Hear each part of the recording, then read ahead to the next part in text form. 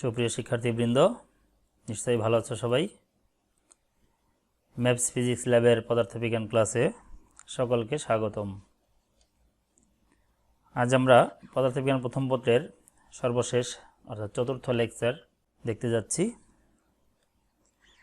এর মধ্যে বেশ কিছু গুরুত্বপূর্ণ বিষয় রয়েছে, একটু ভালোভাবে তোমরা ভিডিওটা দেখবে। ভৌত জগৎ ও পরিমাপ, পদার্থবিজ্ঞানের কিছু গুরুত্বপূর্ণ বিষয় নিয়ে আজকে আমরা আলোচনা করব। পদার্থবিজ্ঞানের তিনটি মৌলিক ধারণা। প্রথমে আসবে ভর, এটি একটি মৌলিক ধারণা, মৌলিক রাশি। ভর হলো কোনো বস্তুর মৌলিক ধারণা বিশেষ। সাধারণত বস্তুর মধ্যে পদার্থের মোট পরিমাণকে ভর বলা হয়। নিউটনীয় বলবিদ্যায় ভরকে ধ্রুবরাশি ধরা হলেও আপেক্ষিক তত্ত্ব অনুসারে উচ্চ গতিসম্পন্ন বস্তুর ভর বেগের উপর নির্ভরশীল, অর্থাৎ বেগ পরিবর্তন হলে ভরটাও পরিবর্তন হবে। স্থান, স্পেস। বিজ্ঞানী ইউক্লিডের মতে আমাদের চারপাশে যা কিছু রয়েছে তাই হচ্ছে স্থান। সাধারণত বস্তুর দৈর্ঘ্য, প্রস্থ, উচ্চতা ইত্যাদিকে স্থান হিসেবে বিবেচনা করা হয়। নিউটনীয় বলবিদ্যায় স্থান ধ্রুবরাশি হলেও আধুনিক পদার্থবিদ্যায় স্থানও পরিবর্তনশীল। সময় আরেকটি গুরুত্বপূর্ণ মৌলিক রাশি। বিগ ব্যাং বা মহাবিস্ফোরণের মাধ্যমে সময় শুরু হয়েছে বলে বিজ্ঞানীদের ধারণা। নিউটন মনে করেন তখন থেকে অর্থাৎ বিগ ব্যাং থেকে সময় নিরবিচ্ছিন্নভাবে বয়ে চলেছে, তার মানে তার আগে কোনো সময় ছিল না। আধুনিক পদার্থবিদ্যায় সময় ব্যবধানও পরিবর্তনশীল। রাশি সমূহের একক, এককের সংজ্ঞাটা আমরা একটু জেনে নেই। যে কোনো রাশি পরিমাপের জন্য একটি নির্দিষ্ট আদর্শের প্রয়োজন হয়, যার সাথে তুলনা করে একই জাতীয় সকল রাশি পরিমাপ করা হয়। পরিমাপের এই আদর্শ পরিমাণই হচ্ছে একক। যে কোনো রাশি পরিমাপের জন্য একটি আদর্শের প্রয়োজন হয়, যার সাথে তুলনা করে একই জাতীয় সকল রাশির পরিমাপ করা হয়। পরিমাপের এই আদর্শ পরিমাণই হচ্ছে একক। এককের প্রকারভেদ।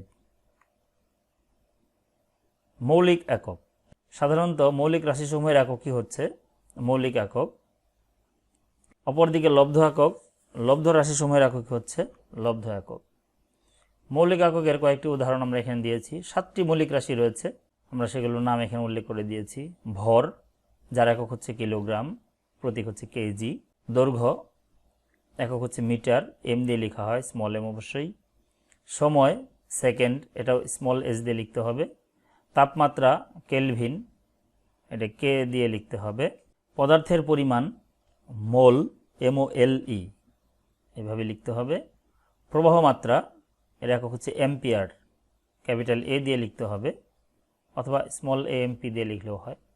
দীপন তীব্রতা, যার একক হচ্ছে ক্যান্ডেলা, CD দিয়ে লিখতে হবে। মিটার, শূন্য মাধ্যমে আলো 1/299792458 সেকেন্ডে যে দূরত্ব অতিক্রম করে তাকে বলে 1 মিটার। অর্থাৎ আলো এই সময়ে যে দূরত্বটা অতিক্রম করে সেই দূরত্বটিকে বলা হয় 1 metre. Kilogram, international bureau of weights and measures এর তত্ত্বাবধানে রক্ষিত প্লাটিনাম ইরিডিয়ামের সংকর ধাতুর একটি সিলিন্ডারের ভরকে 1 কিলোগ্রাম বলা হয়। অর্থাৎ একটা সিলিন্ডার তারা ওখানে সংরক্ষণ করে রেখেছে, সেই সিলিন্ডারের ভরটাকে ধরা হয় 1 কিলোগ্রাম। তার সাথে তুলনা করেই কিন্তু সকল 1 কেজির ভর তৈরি করা হয়। সেকেন্ড, সিজিয়াম পরমাণু 9192631770 এতটি পূর্ণকম্পন সম্পন্ন হতে যে সময় লাগে তাকে বলা হয় 1 সেকেন্ড, বা 1 সেকেন্ডে সিজিয়াম পরমাণু অতগুলো পূর্ণকম্পন সম্পন্ন করে। লব্ধ এককের উদাহরণ, বেগ, যার একক হচ্ছে মিটার পার সেকেন্ড। বল, যার একক হচ্ছে নিউটন। ভরবেগ, যার একক হচ্ছে কেজি মিটার পার সেকেন্ড। ক্ষমতা, যার একক হচ্ছে ওয়াট। কাজ, যার একক হচ্ছে জুল। পরিমাপের ত্রুটি সংখ্যাটা আমরা একটু জেনে নেই।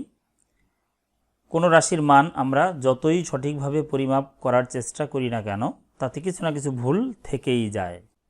এই বিষয়টিকেই বলা হয় পরিমাপের ত্রুটি। অর্থাৎ পরিমাপ করতে গিয়ে যে ভুল হয়, যে ত্রুটি হয়, সেটাকে বলা হয় পরিমাপের ত্রুটি। প্রকারভেদ। পরিমাপের ত্রুটিকে আমরা কয়েকটি ভাগে ভাগ করে থাকি, যেমন যান্ত্রিক ত্রুটি, পর্যবেক্ষণ ত্রুটি, এলোমেলো ত্রুটি, ব্যবস্থাগত ত্রুটি। তাহলে প্রথমে আমরা পরিমাপের ত্রুটিকে 4 ভাগে ভাগ করলাম: যান্ত্রিক ত্রুটি, পর্যবেক্ষণ ত্রুটি, এলোমেলো ত্রুটি, ব্যবস্থাগত ত্রুটি। যান্ত্রিক ত্রুটি: শূন্য ত্রুটি, পিছট ত্রুটি এবং লেভেল ত্রুটি, এই 3 ধরনের ত্রুটিতে ভাগ করা হয়। শূন্য ত্রুটির সংজ্ঞাটা আমরা একটু জেনে নেই। স্লাইড ক্যালিপার্স, স্ক্রু গজ, স্ফেরোমিটার এই জাতীয় যন্ত্রের ক্ষেত্রে প্রধান স্কেল ও ভার্নিয়ার বা বৃত্তাকার স্কেলের শূন্য দাগ মিলে যাওয়ার কথা থাকলেও তা সবসময় মিলে থাকে না। এই যে মিলে থাকলো না, এই জন্য একটা ত্রুটির উদ্ভব হয়। অর্থাৎ এই যন্ত্রের সাহায্যে যখন কোনো পরিমাপ করা হবে কোনো জিনিস, তখন তার দৈর্ঘ্যটা কম বেশি হবে। এই বিষয়টিকে বলা হয় শূন্য ত্রুটি। পিছট ত্রুটি: স্ক্রুগজ, স্ফেরোমিটার জাতীয় যে সকল যন্ত্র স্ক্রু দ্বারা তৈরি বা এই জাতীয় যন্ত্র বেশি দিন ব্যবহারের ফলে স্ক্রু ঢিলা হয়ে যায়, ফলে একবার একই দিকে ঘোরানোর পর পরের বার বিপরীত দিকে ঘুরিয়ে পাঠ নিলে সঠিক মান পাওয়া যায় না। এই জন্য যে ত্রুটি দেখা যায় তাকে পিছট ত্রুটি বলে। এই ত্রুটি পরিহারের জন্য স্ক্রুকে সবসময় একই দিকে ঘুরিয়ে পাঠ নিতে হবে। মনে রাখবে এটা। পিছট ত্রুটি এড়ানোর উপায় হচ্ছে স্ক্রুটিকে সবসময় একই দিকে ঘোরাতে হবে, বিপরীত দিকে কখনোই ঘোরানো যাবে না।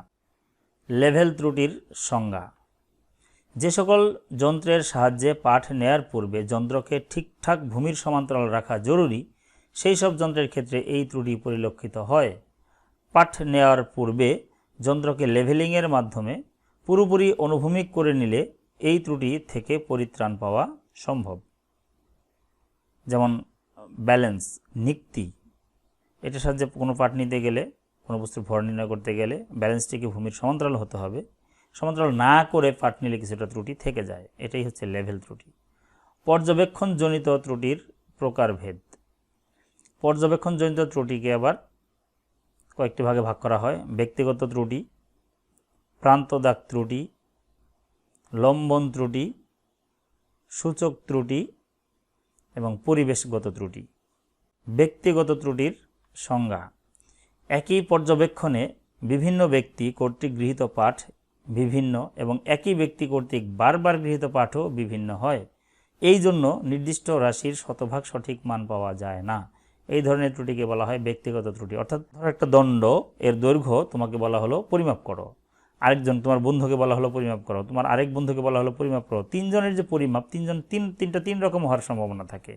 আবার তুমি একাই যদি এটার পাঠ 3 বার নাও, তাহলেও 3 রকম হতে পারে। এই ত্রুটিটিকে বলা হয় হচ্ছে ব্যক্তিগত ত্রুটি। অর্থাৎ ব্যক্তির কারণে যে ত্রুটি হয় সেটাই ব্যক্তিগত ত্রুটি।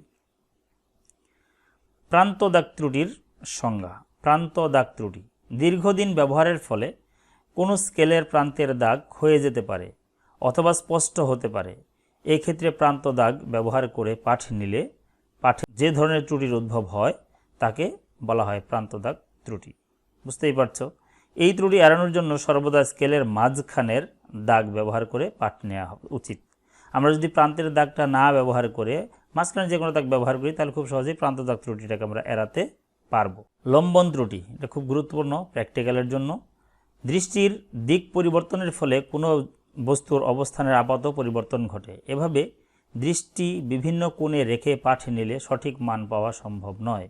এক্ষেত্রে উদ্ভূত ত্রুটিকে লম্বন ত্রুটি বলে। এই ত্রুটি এড়ানোর জন্য সর্বদা যন্ত্রের সাথে দৃষ্টিকে লম্বভাবে স্থাপন করে পাঠ নেওয়া উচিত। একদম লম্বালম্বি পাঠ নিতে হবে, কোনাকুনি পাঠ নিলেই ভুল থাকবে।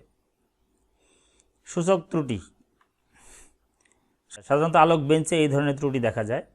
দুটি স্ট্যান্ডের সূচক দাগের মধ্যবর্তী দূরত্ব স্ট্যান্ডের উপর অবস্থিত বস্তুদ্বয়ের মধ্যবর্তী দূরত্বের সমান নাও হতে পারে। এক্ষেত্রে যে ত্রুটির উদ্ভব হয় তাকেই বলা হয় সূচক ত্রুটি। এলোমেলো ত্রুটি: যখন একই রাশির পরিমাপ বারবার নেওয়া হয় তখন স্কেলের অবস্থানের বিভিন্নতার জন্য প্রতিবার আলাদা আলাদা পাঠ পাওয়া যায়। এক্ষেত্রে প্রযোজ্য ত্রুটিকে এলোমেলো ত্রুটি বা অনিয়মিত ত্রুটি বলে, র্যান্ডম এরর বলা হয় এটাকে। ব্যবস্থাগত ত্রুটি, ম্যানেজমেন্টাল এরর। পরীক্ষাকালে কোনো কোনো ত্রুটির ফলে পরীক্ষাধীন রাশির পরীক্ষালব্ধ মান সর্বদাই এবং নিয়মিতভাবে প্রকৃত মানের চেয়ে কম বা বেশি হতে পারে। এই ধরনের ত্রুটিকে ব্যবস্থাগত বা নিয়মিত বা পুনরাবৃত্তিক ত্রুটি বলে। ত্রুটির শতকরা পরিমাণ হিসাব করতে হবে আমাদের। পরম ত্রুটি মানে কি? পরম ত্রুটি হচ্ছে প্রকৃত মান বিয়োগ পরিমাপ্য মান। তুমি যে মানটা পরিমাপ করলে সেটা প্রকৃত মান থেকে বিয়োগ করলে যেটা পাচ্ছ সেটা হচ্ছে পরম ত্রুটি। আপেক্ষিক ত্রুটি হচ্ছে পরম ত্রুটিকে প্রকৃত মান দিয়ে ভাগ করতে হবে। পরম ত্রুটি ডিভাইডেড বাই প্রকৃত মান, তাহলে আমরা পাবো হচ্ছে আপেক্ষিক ত্রুটি। সুতরাং শতকরা ত্রুটি এটা হবে পরম ত্রুটি ভাগ প্রকৃত মান গুণন, পাশে গুণন দিতে হবে 100%। এখান থেকে আমরা ত্রুটির শতকরা পরিমাণটা পেয়ে যাব। আমরা একটা বাড়ির কাজ দিচ্ছি, তোমরা একটু করে আমাকে প্রয়োজনে কমেন্টে জেপিজি করে দিলেই হবে। রাজীব একটি দণ্ডের উচ্চতা পরিমাপ করে 45.15 সেন্টিমিটার পেল। দণ্ডটির প্রকৃত উচ্চতা 45.65 সেন্টিমিটার। উচ্চতা পরিমাপে তার ত্রুটির শতকরা পরিমাণ কত হবে নির্ণয় করো। প্রশ্নটা তোমরা সলভ করবে, সলভ করে তোমাদের সলিউশনটা ছবি তুলে জেপিজি করে আমার এই স্লাইডের যে কমেন্টস থাকে সেখানে তোমরা এটাকে কমেন্ট আকারে দিবে। আমি সলভ করে যদি কোনো প্রবলেম থাকে তোমাদের জানিয়ে দেব। Thank you so much. আমাকে সহযোগিতা দেওয়ার জন্য সকলকে ধন্যবাদ। সুস্থ থাকো, ভালো থাকো। আল্লাহ হাফেজ।